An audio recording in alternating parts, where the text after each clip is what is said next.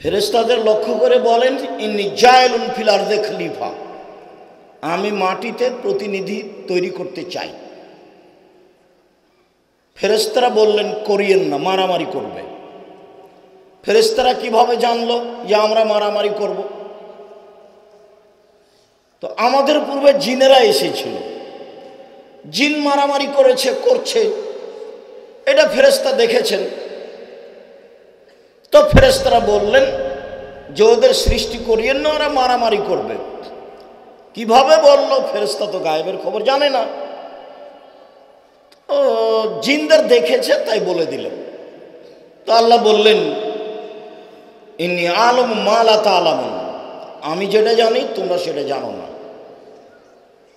আমি মানুষকে সৃষ্টি করছি আমার ইবাদতের জন্য। অন্যায় করার ক্ষমতা আছে, তবুও অন্যায়কে বর্জন করে আমাকে ডাকবে, সেইটা আমি তোমাদের দেখাবো, দেখো সময়ে।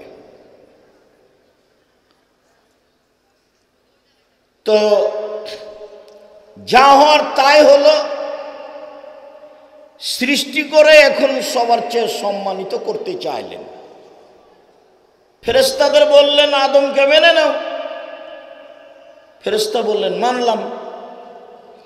জিনদের বলল যে আদমকে মেনে নাও।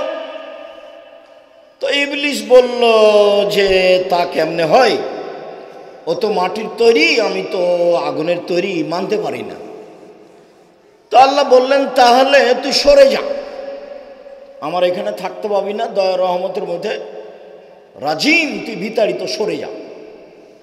তখন ইবলিস বলছে, ঠিক আছে সরে যাব, আমার একটা কথা শোনেন। কি কথা? আমাকে বেঁচে থাকার সুযোগ দিতে হবে ইলা ইয়াউমিল কিয়ামা, কিয়ামত পর্যন্ত। তখন আল্লাহ বললেন, ঠিক আছে এটাও মেনে নিলাম, তবে ইলা ওয়াক্তিম মালুম, একটা সময় পর্যন্ত। তুমি যেটা বলছো হুবাহু আমি সেটা বললাম না, তুমি বললে যে আমাকে কিয়ামত পর্যন্ত বেঁচে থাকতে দিতে হবে। তা আমি বললাম যে ঠিক আছে মেনে নিলাম একটা সময় পর্যন্ত। যেমন আল্লাহ বললেন যে আমি মেনে নিলাম, তেমনি চট করে ইবলিস বলছে, রব্বি, হে আমার প্রতিপালক। দেখেন বলার ঢং কেমন।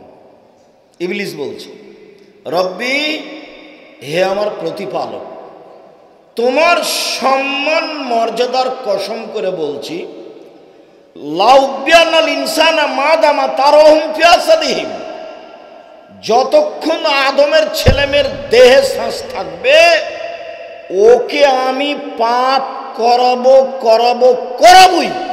ও কিভাবে জান্নাতে যায় সেটা আমি দেখে ছেড়ে দেব। এটা হলো ইবলিসের জিদ।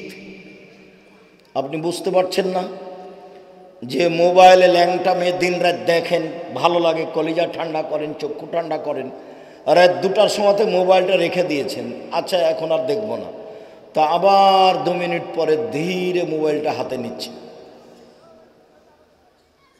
এই যে যার কারণে আমি মহিলাদেরকে বলি যে স্বামীর কাছে কোনো অভিমান করবেন না, অভিমান নেই। অভিমান কি জিনিস?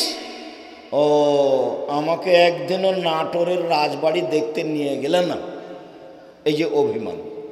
অভিমান কি জিনিস? আমাকে একবার স্বপ্নপুরী দিনাজপুরে নিয়ে গেলে না। অভিমান কি জিনিস? আমাকে মোটা কাপড় দিয়া সবসময় দিলা, চিকন দিলা না। তো যখনই অভিমান করে তখনই শয়তান সুযোগ পায়। সুযোগ পায় আর ওকে বলে, দেখলি তোর স্বামী কোনো কথাই মানে না, দেখলি তোর স্বামী কিছুই দেয় না, থাকিস না, এই সংসারে থাকিস না।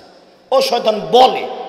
তখন একদিন মন খারাপ করে বলে, তুমি আমার কোনো কথাই শোনো না, তোমার সাথে আমি থাকবো না আমি তোমার সাথে। তখনও বলছে থাকবি না তো যাও, তো বলছে তাহলে তুমি তালাক দিয়ে দাও, তোমার সাথে একদিনও থাকবো না, তালাক দিয়ে দাও। এগুলো কে করাচ্ছে বলেন তো? শয়তান। তো ঠিক আছে তোকে তালাক দিলাম, যা, 1 তালাক 100 তালাক 1000 তালাক, যা তুই চলে যা। যেমন 100 তালাক 1000 তালাক বলেছে তেমন শয়তান আর নাই, চলে গেছে। তখন বলছে ইন্না লিল্লাহি ওয়া ইন্না ইলাইহি। বউ ছেলে মেয়ে 3টা আছে, যে 3টে যে ছেলে মেয়ে এখন বুদ্ধি, ইন্না লিল্লাহ। ছেলে মেয়ে যে 2টা এখন বুদ্ধি, কি করা যায়? তো বলছে যে পাশে মাওলানাকে জিজ্ঞাসা করো কি করা যায়। তো মাওলানা সাহেব বলেছে 1 রাতের জন্য বিবাহ দিতে হবে। 1 রাতের জন্য। এই ছেলে মুখ বন্ধ রাখো, মুখে কথা বললো কেন? 1 রাতের জন্য বিবাহ দিতে হবে। তখন আবার বলছে ইন্না লিল্লাহি ওয়া ইন্না ইলাইহি। এ কি আবার কথা? এখন কিন্তু আর শয়তান নেই, ও গেছে। মহিলারা কিভাবে সংসারে থাকবে? এইভাবে। কিভাবে? এইভাবে। আমি নাটোরের গ্রামের মেয়ে, লবণ ভাতেই খুশি। আমি তুমি যেভাবে রাখবে আমি তাতেই খুশি। আমার পক্ষ থেকে কোনো অভিমান নেই। মোটা কাপড় তোমার যদি চলে আমারও চলে, চিকন কাপড় তোমার যদি চলে আমারও চলে। আমি নিজেকে আপনার পায়ের নিচে মিশিয়ে দিয়ে ইহকাল কাটাতে চাই, বিনিময়ে জান্নাত পেতে চাই, আমি অন্য কিছু চাই না। তখন শয়তান চুপটি লেগে ওইদিকে চলে যাবে, ওর তোর কোনো কাজ নাই। ও তো নিরাশা হয়ে এসেছে ইহুদিদের কাছ থেকে, ইহুদিদের কাছে তার কোনো কাজ নেই। ও জানে যে ওরা জাহান্নামে যাবে। ওর কোনো কাজ নাই খ্রিস্টানদের কাছে, ও জানে যে খ্রিস্টান জাহান্নামে যাবে। ও ফিরে এসেছে হিন্দুদের কাছ থেকে, ও জানে যে হিন্দুরা জাহান্নামে যাবে। ও ফিরে এসেছে কাদিয়ানি শিয়াদের কাছ থেকে, ও জানে যে কাদিয়ানি শিয়ারা জাহান্নামে যাবে। আবার অনেকগুলো স্কুল কলেজ প্রতিষ্ঠান থেকেও চলে এসেছে। কেন? ও যেটা চাই সেটা ওরাই তো করছে। এখন এসেছে আপনার মতো মানুষ যারা 5 ওয়াক্ত সালাত আদায় করতে চায়, হালাল রুজি উপার্জন করতে চায়, যারা মহিলারা একটু বোরখা পরে থাকতে চায়, স্বামীর সাথে ভালো চলতে চায়। এখন এদের ব্যাপারে বলছে তোমার সম্মানের কসম, তোমার ইজ্জতের কসম, তোমার ইবাদত করে আদমের ছেলে মেয়ে জান্নাতে কিভাবে যায় তা আমি দেখে ছেড়ে দেব। যতদিন পর্যন্ত তার দেহে শ্বাস আছে, আদমের ছেলে মেয়ের দেহে যতদিন শ্বাস আছে, আমি তাকে ভুল পথে নিয়ে যাব যাব যাব। তোমার সম্মানের কসম, তোমার মর্যাদার কসম। এখন আল্লাহ যদি বলতেন যে পারবি না তাহলে হতো। এখন আল্লাহ বলছেন আমার সম্মানের কসম, আমার মর্যাদার কসম, আমার ইজ্জতের কসম, যতবার আদমের ছেলে মেয়ে আমাকে বলবে ভুল হয়েছে ততবার ক্ষমা করে দেবে। আল্লাহ তাআলা ওই দিকে গেলেন না, এই দিকে আসলেন। ওই দিকে যদি যেতেন, আচ্ছা ঠিক আছে যা দেখবো আমি, তাহলে ভালো হতো। কিন্তু ওইদিকে গেলেন কি? আচ্ছা আচ্ছা ঠিক আছে যা, তুই আমার ইজ্জতের কসম, আমার সম্মানের কসম, আমার মর্যাদার কসম, ও ইজ্জতি ও জালালি ও ইরতেফায়ে মাকানি, আমার উচ্চ মর্যাদার কসম করে বলছি, আদমের ছেলে মেয়ে যতবার আমার কাছে ক্ষমা চাইবে ততবার ক্ষমা করে দেব।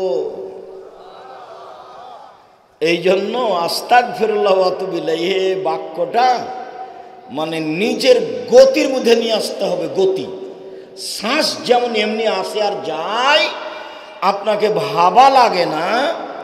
আস্তাগফিরুল্লাহ ওয়া আতুবু ইলাইহি বলতে অভ্যাসী হতে হবে, আপনাকে ভাবা লাগবে না। এইভাবে যখন উঠছেন, বসছেন, খাচ্ছেন, যাচ্ছেন, আস্তাগফিরুল্লাহ ওয়া আতুবু ইলাইহি, আস্তাগফিরুল্লাহ ওয়া আতুবু ইলাইহি। কোনো জায়গাতে বসে আছেন, একটু পরে 10 মিনিট 5 মিনিট পরে বলছেন আস্তাগফিরুল্লাহ এইটা আল্লাহ চাচ্ছেন। আমি আবার আপনাদের দেখলে অনেক কষ্ট পাই এই জন্য যে দল সংগঠন আপনাদেরকে এত বোকা বানালছে যে এত কষ্ট পাই আমি আপনাদের দেখলে, যে আপনারা কোন শরমে দোকানে বসে বসে ঘন্টার ঘন্টা সময় কাটান। দোকানদার ল্যাংটা মেয়ে দিয়ে টিভি চালু করে দিয়েছে। ও এখন জানে কি না যে টিভির মাধ্যমে দোকান চালিয়ে যত টাকা উপার্জন হয়েছে সবই এমন হারাম যে ওই টাকা দিয়ে চাউল কিনে ভাত খেয়ে ইবাদত কবুল হবে না, ওই টাকা হারাম। টিভিওয়ালা দোকানের সব টাকা হারাম। শুকুর যেমন নিজ স্থানে হারাম, মদ যেমন নিজ স্থানে হারাম, এই বাদ্যযন্ত্র তেমন নিজ স্থানে হারাম। শুনুন, পৃথিবীতে তিনটা বিপদ নেমে আসবে তিনটা পাপের কারণে। তিনটা বিপদ নেমে আসবে তিনটা পাপের কারণে। এক, ভূমিকম্প হবে। দুই, মানুষের আকার আকৃতি পরিবর্তন হবে। সন্ধ্যায় থাকবে মানুষ, সকালে হবে শুয়োর, সকালে হবে বানর। সন্ধ্যায় থাকবে মানুষ, সকালে হবে শুকুর বানর। তিন, সমস্যা নেমে আসবে। মাদ্রাসায় মারামারি, মসজিদে মারামারি, রাস্তাঘাটে মারামারি, কেউ কাউকে মানবে না। একেবারে মানুষ হয়ে যাবে হিংস্র প্রাণীর মতো। যখন রিক্সাওয়ালাকে দেখেন বাজারে যে একজনের রিক্সা আর একজনের সাথে লেগে গেছে, যেমন লেগেছে তেমনই এমন বলা বলল নাটোরের ভাষায়, না হলে ঢাকার ভাষায় জান ঠান্ডা করে বলল। কিছুক্ষণ পরে এর রিক্সাটা আবার আর একজনের সাথে লেগে গেছে। তখন ওইও একে বলল, এখান থেকে একটু আগে বলল, ওই একটু আগে এখনো বলছে, ওইও বলল, মন ঠান্ডা করে বলল। বস্তির মহিলার মতো বলল। বস্তির মহিলা মানে যখন বস্তির মহিলারা ঝগড়া করে তখন ঝগড়াতে মনে যা চায় স্বাদ মিটিয়ে অশ্লীল বেফাস কথা বলে, আর যখন ঝগড়া থেমে যায় তখন বলে যাক মন ভরে বলেছি, যাক মনটা ঠান্ডা করে বলেছি, একবারে স্বাদ মিটিয়ে বলেছি, এগুলো বলে। এটা বস্তির মহিলা। তো আপনি যে দোকানে বসে আড্ডা পিটছেন, ল্যাংটা মেয়ে নাচছে, তো আপনি নিজেকে কি মনে করছেন? নিজেকে পশু প্রাণী মনে হয় না? গরু ছাগল কুকুর শ্রীগাল? এই ছেলে, তোমার বাপ ভালো মানুষ, দোকানে বসে থেকে বলো দেখি তোমার বাপের 14 গোষ্ঠী বলতে পারে যে আমি ভালো? ল্যাংটা মেয়ে নাচছে, তোমার বাপকে বলো, এই ছেলে তোমার বাপকে বলো আব্বা যে ওখানে বসে থাকেন ওখানে তো ল্যাংটা মেয়ে নাচে, আপনাকে কেমন লাগে আব্বা? বলো না কেন? আরে মান ইজ্জত তো গেছে। মান ইজ্জত কি করবে তুমি? ওই ঘরে তুমি ল্যাংটা মেয়ে দেখো, এই ঘরে তোমার বোন দেখে, ওই ঘরে তোমার বাপ দেখে, এই ঘরে তোমার মা দেখে, গোটা পরিবার কুকুর শ্রীগালের মতো। তোমার বাপের পরিবারকে যদি আমি কুকুর শ্রীগালের প্রমাণ করতে না পারে আমি বক্তব্য দেব না বেটা। 35 বছর চলছে বক্তব্যের জীবন, জাতির কাছে মাথা নত করা লাগেনি। জাতির যদি রাস্তাঘাট করে দিতে না পারি, জাতির যদি স্কুল কলেজ করে দিতে না পারি, জাতিকে চূড়ান্ত সঠিক ধর্ম দিতে পারবো ইনশাআল্লাহ। এই ছেলে, যে মেয়েটা হে হে করে চিল্লাচ্ছে ওই হিন্দুর মেয়ে না? ওটা তোমার বোন। ও তো তোমার বোন, ও তো ফ্যাশন বোরখা পরে এসেছে, ও তো হে হে করে চিল্লাচ্ছে, ওটা তো তোমার বোন। তোমার বাপ নাই? তোমার বাপ তাকে দেখতে পারে না? জন্ম দিতে পারলে বাপ হওয়া যায়। কে বলেছে জন্ম দিতে পারলে বাপ হওয়া যায়? পশু ও গরু ছাগল জন্ম দিতে পারে। শোনো, তোমার বাপ জাহান্নামে চলে গেছে, ঢোকেনি কেন? মরেনি এই জন্য। এই কথা আমি বলিনি, এই কথা মুহাম্মদ সাল্লাল্লাহু আলাইহি ওয়াসাল্লাম বলেছে, আমি এই কথা বলিনি। আর তোমার বাপ যে কুকুর শ্রীগালে, এটা আমি বলিনি, এটা আল্লাহ বলেছে। বলো কেন চিল্লাচ্ছে হ্যাঁ করে?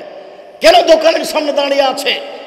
আজকে তো তোমার বোনকে জিলাপি কিনতে হবে, আজকে তোমার বোনকে বাজার করতে হবে। তোমার বোনের ভাই নাই, তোমার বোনের স্বামী নাই, তোমার বোনের দেবর নেই, তোমার বোনের ভাসুর নেই, তোমার বোনের ভাইয়ের ছেলে নেই, তোমার বোনের ছেলে নেই। জাতি মেরে খেয়েছে। কেন এখানে এসে বাজার করে? কেন করবে? ওই যে তোমার বোন ফ্যাশন বোরকা পরে এসেছে, এখানে ভ্যানিটি ব্যাগ গাড়ে আছে, কি জানে ও ভ্যানিটি ব্যাগ গাড়ে করে থাকবে কেন? ওকে তো আমি গরু ছাগল মনে করি, পশু প্রাণী মনে করি। বুঝে না ওরা, অন্তর আছে বুঝে না, দেখেও দেখে না ওরা, চক্ষু আছে দেখে না, শোনেও শোনে না ওরা, কান আছে শোনে না। উলায়েকা কাল আনাম, তারা পশু প্রাণীর মতো, তারা গরু ছাগলের মতো, তারা কুকুর শ্রীলের মতো, বালু মাজাল বরং তার চেয়ে খারাপ। কই আমরা তো হাটে বাজারে যাই না, বেঁচে আছি তো? কই আমরা তো ভ্যানিটি ব্যাগ ঘাড়ে নি না, আমরা বেঁচে আছি তো? আমরা কোনোদিন চায়ের স্টলে বসিনি, আমি কোনোদিন চায়ের স্টলে বসিনি। বাড়ি থেকে বের হলে আমার মা বলতো, 1 দোকানে বসিও না, 2 বন্ধু তালি করিও না, 3 প্রাইভেট পড়ায়ও না, 4 মানুষের বাড়িতে দাওয়াত খায়ও না। আমার মা পিছে পিছে হাঁটতেন আর বলতেন, 1 দোকানে বসিও না, 2 বন্ধু তালি করিও না, 3 প্রাইভেট পড়ায়ও না, 4 মানুষের বাড়ি দাওয়াত খায়ও না। এভাবে আমার মা বলতেন। আমার মা নিরক্ষর, খাও সত্য। সম্মানিত দিনী ভাই বোন, 3টে বিপদ নেমে আসবে 3টে পাপের কারণে। 1 ভূমিকম্প হবে, 2 সন্ধ্যা থাকবে মানুষ, সকালে হবে সোর বানর, 3 সমস্যা নেমে আসবে, কেউ কাউকে মানবে না। জমির যা দাম, রেস্টি খরচও তাই, সব চতুর্দিক থেকে ঝামেলা নেমে আসবে। এক দল আর এক দলকে মেরে জেল হাজতে দিয়ে জয়ী হবে, পিটিয়ে একাকার করে দিয়ে। মানুষকে মানুষ মনে করবে না, জেল হাজতে দিতে, মামলা দিতে, এগুলো করতে একটুকু দ্বিধা করবে না। পশুর মতো চলবে, গরু ছাগলের মতো চলবে। পাপ 1, এই যে সারিবুল খমরা, যখন মানুষ নেশাদার দ্রব্য পান করবে, বিড়ি তামাক জর্দা সিগারেট গুল খাবে, মদ খাবে, এ হলে 1। 2 জাহারাতিল কায়নাত, মেয়েরা যখন নাচবে, তোমার মোবাইলেও মেয়ে নাচে, তোমার বোনের মোবাইলেও মেয়ে নাচে, তোমার বাপের মোবাইলেও মেয়ে নাচে, দোকানেও নাচে, নেও এবার তোমাদের ঘরেও নাচে। আমি এই কথা বলিনি, এটা আমার মুখের ভাষা নয়, এই কথা মুহাম্মদ সাল্লাল্লাহু আলাইহি সাল্লাম বলেছেন। তিনি বলেছেন মেয়েরা যখন নাচবে তখন এটা হবে।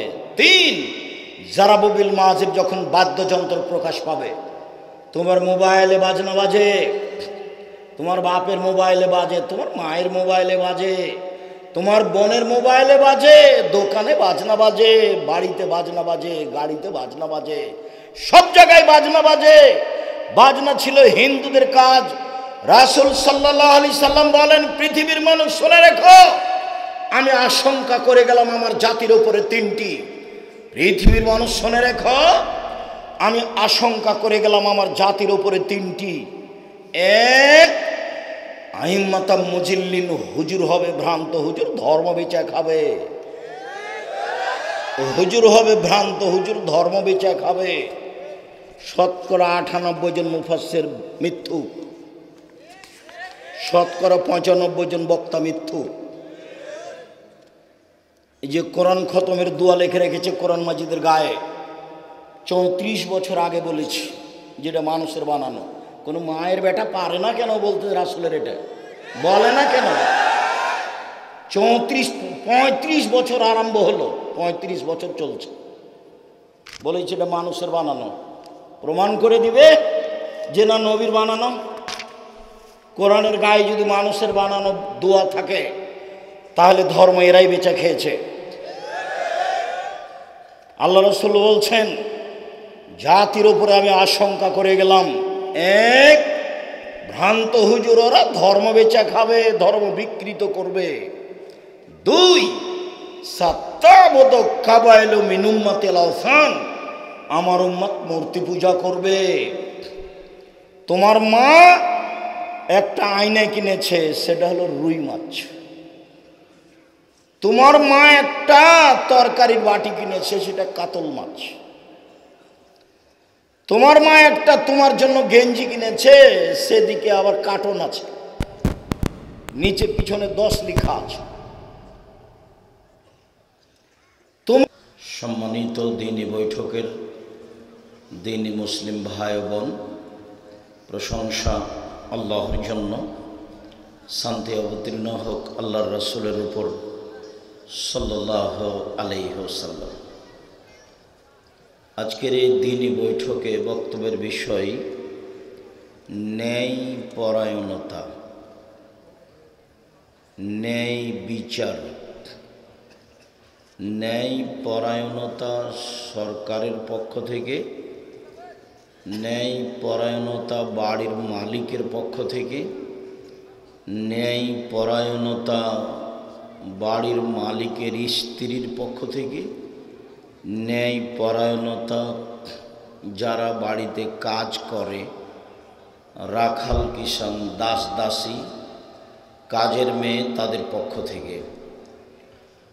উল্লিখিত বিষয়ের উপরে আমরা এক গুরুত্বপূর্ণ নতুন আলোচনা পেশ করার চেষ্টা করব ইনশাআল্লাহ।